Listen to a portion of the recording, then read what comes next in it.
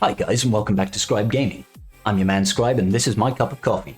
Alright, so last night, CG did take to the SWGoH Events Discord channel. If you're not on there, I would highly recommend that you get on there. And they released the kit for Iden Versio, and we're going to take a look. Let's go.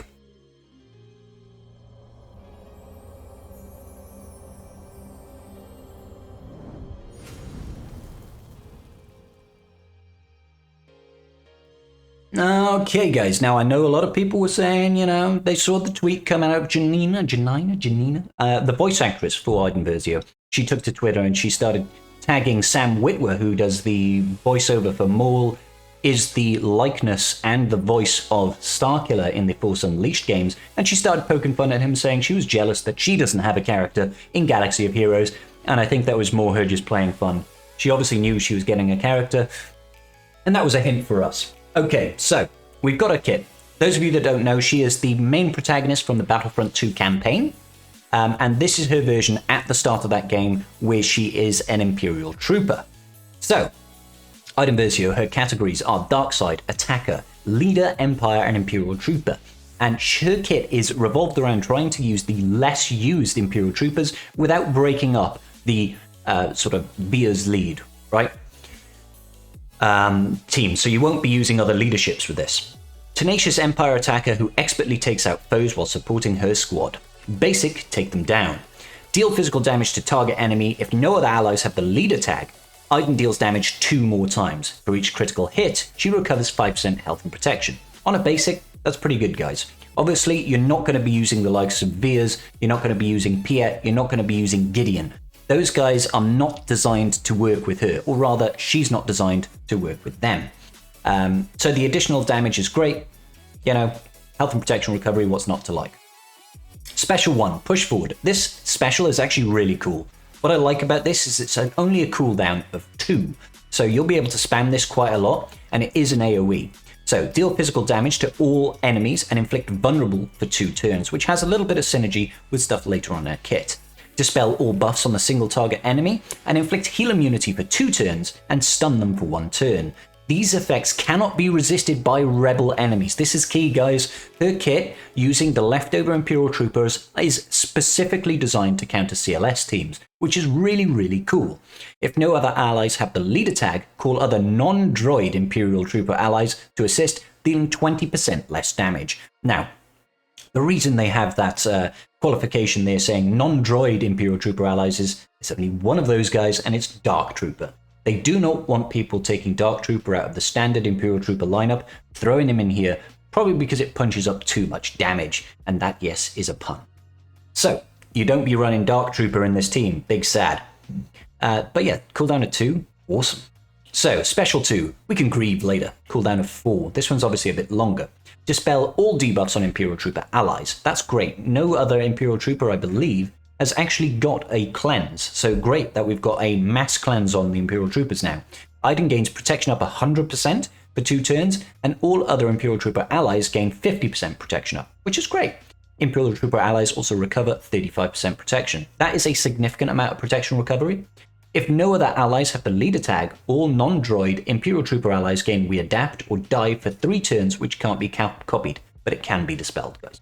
Okay, so this bonus here, readapt or die, is actually sick. 30% crit chance, 30% offense, and 30 speed. When they get killed, they'll revive with 70% health. If the readapt or die is dispelled, they recover 80% health and gain 80% turn meter and can't be critically hit for 2 turns. So really, really useful. If you do happen to dispel it, they're basically taking a bonus turn, and then they're going to recover a bunch of health. So you can't try and kill them with it. Well, I mean, I suppose if you land a dispel that deals damage and kills them, then maybe. But yeah, that is really sick. That is really sick. This stacking offense is also going to stack with her leadership and her unique. So these Imperial Trooper allies are going to gain a lot of additional damage. So, her leadership here, and it is an Omicron ability, guys. Omicron's applying to Grand Arena. So, they're always the top tier, the top of the list, in my opinion, as far as priority goes, because that's where our crystals are, guys. Let's read it out. So, Imperial Trooper allies have 35% crit chance, 35% offense, that's going to be stacking with the readapt or die, and plus 35 speed. Good, solid stats at the start. Extra crit chance, extra offense, and speed is kind of like a nice trifecta of stats.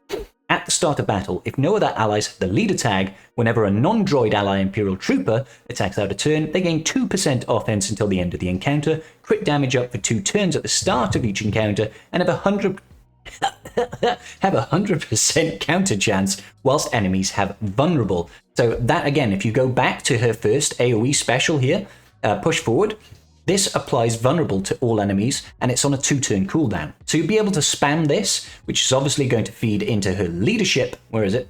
Apologies. Her leadership, which means you're basically always going to be countering, because it's a 2-turn vulnerable, and it's on a cooldown of 2. So you can just spam it. So you'll be basically having a 100% counter chance almost all the time.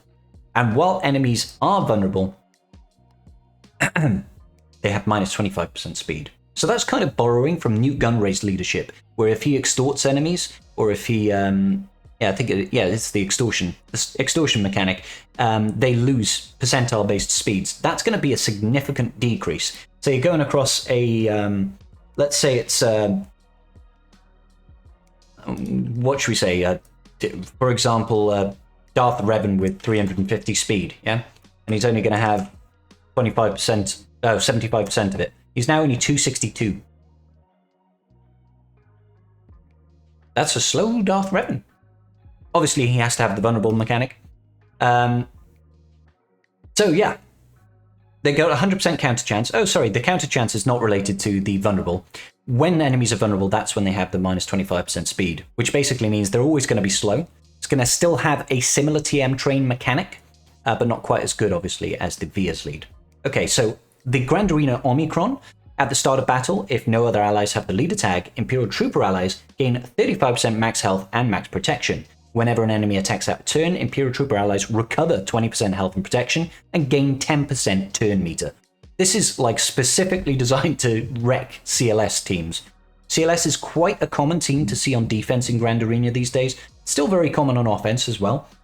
But this almost hard counters it, guys, because obviously Hans starts with Hans shoot first. On his basic, he attacks again. That's an attack out of turn, so your entire team is going to get 20% health and protection, because this is not just the target, this is everybody. They'll gain 20% health protection and gain 10% turn meter. So that sort of counterbalances C3PO removing turn meter, and it counterbalances all the additional damage incoming by having higher max health and protection and recovering that health and protection. Okay, so it's going to wreck CLS squads. Unit 2, first in, last out. If no other allies have the leader tag, all allies are non-droid Imperial Troopers, Iden Versio gains 100% turn meter at the start of each encounter. Note, this isn't as good as a bonus turn, because this sort of thing can still be mitigated against, and it won't be as quick as a bonus turn. And whenever she is defeated, she revives with 100% health and protection if there is another active Imperial Trooper ally. So, 100% turn meter at the start of the turn. When she dies, if there are other Imperial Trooper allies, she revives with 100% health and protection. So you have to kill her last, basically. And she's the one that's going to be passing the We Adapt or Die bonus out to all of her Imperial Trooper allies to make sure that they revive. She's kind of like a pseudo-zombie from Night Sister team. As long as there are other Night Sisters, Zombie will revive. Same thing stands for Versio. When Iden has protection up, she has got an additional 30% potency. While she is active, Imperial Trooper allies have 30% offense. Now, think about it, guys. Her leadership also provides 35% offense, yeah? If she's alive, that's an extra 30%. That's 65% offense. And then when they have the We Adapt or Die buff, she's got an extra 30% offense. You're nearly doubling the offense of your Imperial Trooper allies if she is the leader in an Imperial Trooper allies with no other leaders and no droid Imperial Troopers, no Dark Trooper, big sat. So, pretty nuts. Lots of offense, lots of survivability. GAC Omicron that's going to counter CLS teams, which is pretty pro. And she's designed to make use of the lesser used Imperial Troopers. Now, if we go ahead and take a look at her splash screen here, you can see they're recommending Ranged Snow Trooper, Dark Trooper, Death Trooper, Shore Trooper, and Storm Trooper.